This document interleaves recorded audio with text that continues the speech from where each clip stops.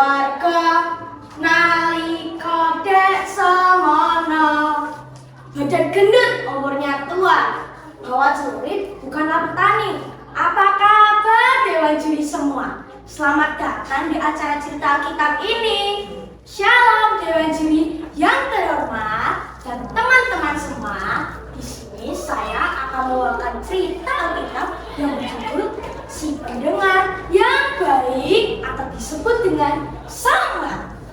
Teman-teman, cerita ini diambil dari 1 Samuel pasal yang ketiga ayat 1 sampai 21. Cerita ini diawali di kota Israel.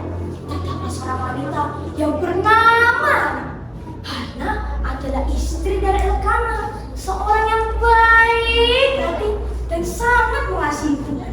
Tetapi sudah bertahun-tahun Elkana dan keluarganya tidak memiliki seorang anak. Mereka berdoa kepada Tuhan untuk diberikan seorang anak. Setiap tahun Elkana dan keluarganya pergi ke Silo, kota di mana kemah suci berada, yaitu rumah Tuhan. Elkana dan keluarganya menyembah Tuhan di kemah suci itu. Tetapi sepanjang perjalanan hati Hana sangat sedih karena melihat keluarga-keluarga lain membawa anaknya bersama-sama. Tetapi mereka tidak memiliki seorang anak.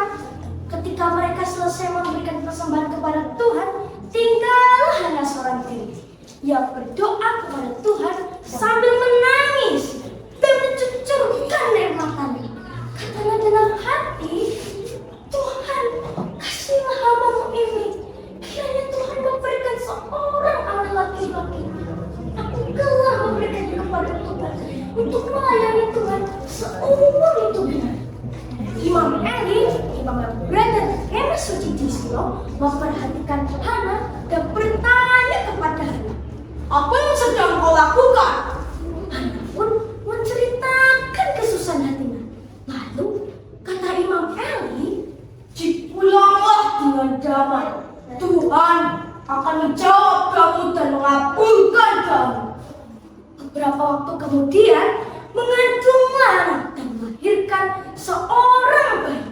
Hana dan Elkana sangat senang dan memberi nama bayi itu Samuel, yang berarti aku memintanya kepada Tuhan.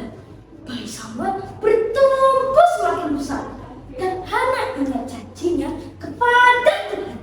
Tibalah Samuel diantar ke Silo untuk diserahkan kepada Imam Eli untuk tinggal bersama Imam Eli di dalam rumah Tuhan. Hari berganti hari, Samuel kecil tumbuh semakin besar. Ia membantu Imam Eli membereskan rumah Tuhan. Ia membuka dan menutup rumah Tuhan serta menjaga lampu agar tetap bersih dan menyala.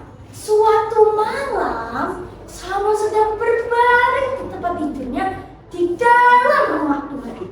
Tiba-tiba ia mendengar namanya dipanggil, "Samuel, Samuel." Cepat-cepat Samuel bangun dan berlari menjumpai Imam Eli. "Iya Bapak, Bapak memanggilku."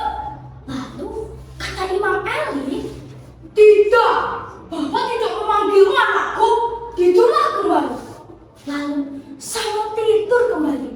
Tak lama ia mendengar suara namanya dipanggil lagi, "Samuel, Samuel."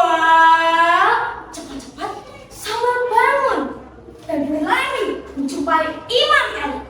"Iya Bapak, engkau memanggilku?"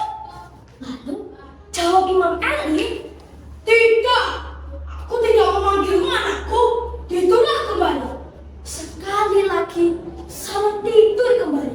Beberapa menit kemudian ia mendengar suara nama dipanggil lagi untuk yang ketiga kali, "Samuel, Samuel."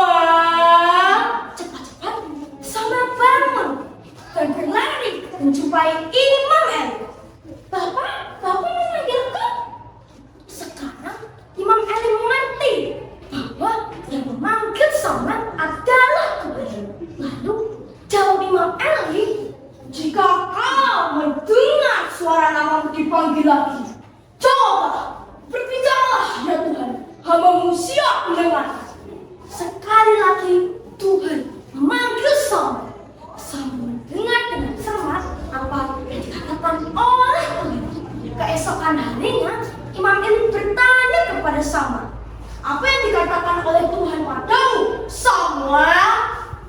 Samuel menceritakan yang semua Tuhan katakan padanya tentang berita keluarga Imam Eli.